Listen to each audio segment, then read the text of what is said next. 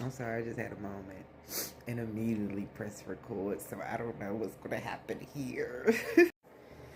But I have a song on my heart. I am no longer trying to survive. I believe that life is a prize. Don't worry about me and who I fire. Listen, spirit will remove you and the things that no longer serve you straight up out your life. Don't you question it. When spirit show you, trust that. Believe that. Your intuition, your third eye. Because see, once you start elevating, once you start separating yourself for the elevations, the people, places, things, and entities that you are separating from will feel that, will know that. They will know that your light too bright. They will know that they can no longer pull you down alone and stagnant. They will know that your sovereignty and your leadership can't be matched, can't be touched. Because why? You chose yourself. And what does that do? Ultimately have the divine, the creator, the universe, your ancestors, your spirit team, your angels all choose you. And see, that's going to piss some people off. That's going to piss some people off, baby. That's going to give somebody their karmic due. See, people come in contact with people all the time. You ever heard that saying, be careful how you treat people because you never know who they are, what they are, or whatever. You know what I mean? And that is so true. Let me tell you.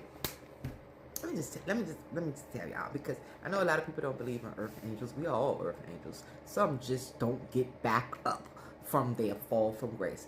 But anyway, I'm not gonna get into all that right now. Where I am, 234 was just on my clock, so I'm in alignment. What I want to get into is treating people, because see, you don't know the spiritual status of people. You may see people in the physical form, in this 3D realm, and think you have them figured out. One, a lot of it is ego. Two, a lot of it is mass. Three, a lot of it is coming from a space of limited beliefs and blockages and traumas, and so it's not really real. 303 on my clock. You know what I mean? But once you say, okay, divine God, Jesus, whoever it is, I'm ready to work on me, release all things that no longer serve me, remove me. When you start saying that, make sure you really ready. Because see, the Most High gonna move. The Creator is gonna move.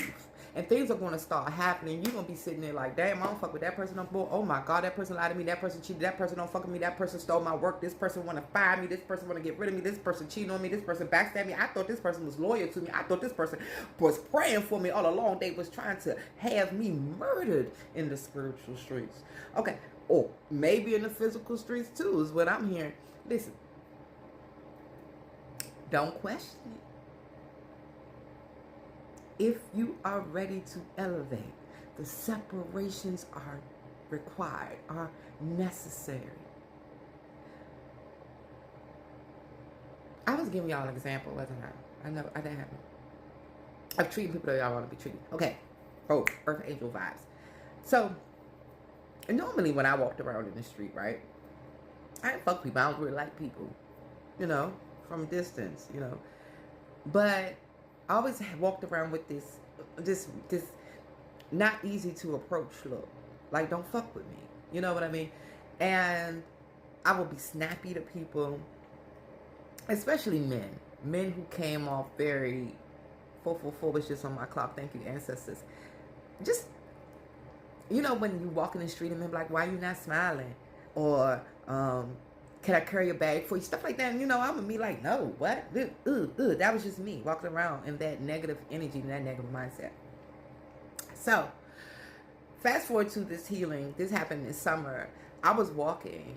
I was walking into a store to pick up a delivery, right? And there was this young man standing outside of the store. Then when I was approaching him, I was like, oh God, he about to ask me for some money or something, right? I didn't have it. I was going through the poverty conscious the whole summer, okay? I was homeless, jobless, resourceless. I didn't have it. So I was like, here we go, you know. And I really don't like telling people, no, I'll be digging in my pockets, acting like I'm looking for something, trying to find them a few coins or something. But anyway, normally I would already have been approached him like, ooh, you know, like, just don't say nothing to me, you know, kind of energy. But when I approached him, he spoke, you know, how you doing? Let me get the door for you. Open the door for me and everything, right? And I was like, thank you, King, thank you. You know, went in. And when I came out, my hands was full with the food I was carrying, the bags I was carrying, and everything. And he was still standing there. And as I was getting ready to step off the curb, he was like, wait a minute, sister, wait a minute. Let me tie your shoe for you. Your shoe untied. And I looked down, 700 on the clock. Thank you, Spirit. And I had looked down, and the first thing that came to my mind was to tell him, no, I'm good, and to keep walking, right? But again, healing is a journey. It's never just a destination. So I don't just react anymore. You know, I give time for response. And I looked down, and I looked at him, and I thought of my hands, and I was like, I'm really, really clumsy. I know me. I'm a clumsy person.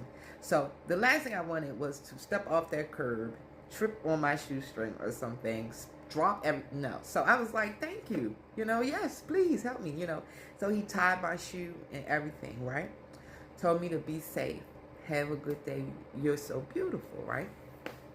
So I walked to the car, put the stuff in, got in the car, told my wife, you know, this young man just tied my shoe and told me I'm beautiful and everything.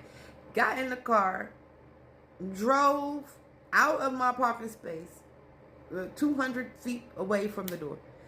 And my wife wanted to see the guy, right? Gone.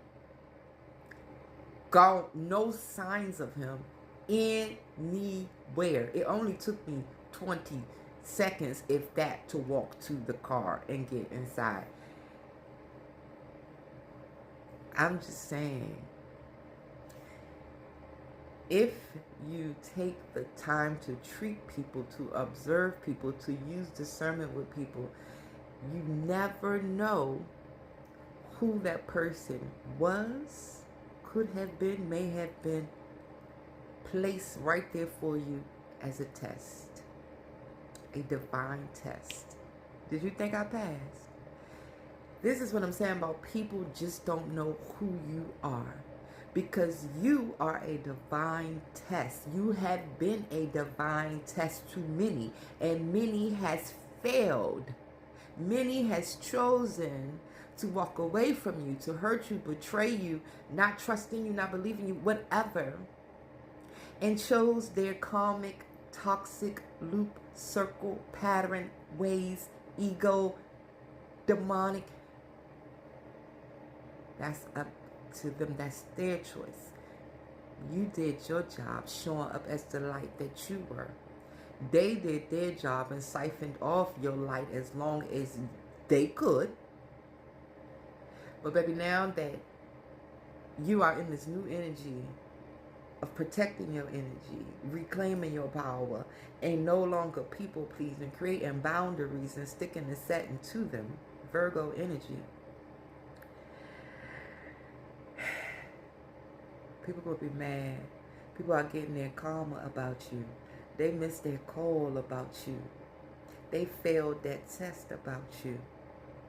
So trust that your elevations can only skyrocket higher. Trust that your manifestations can only come into fruition faster. Trust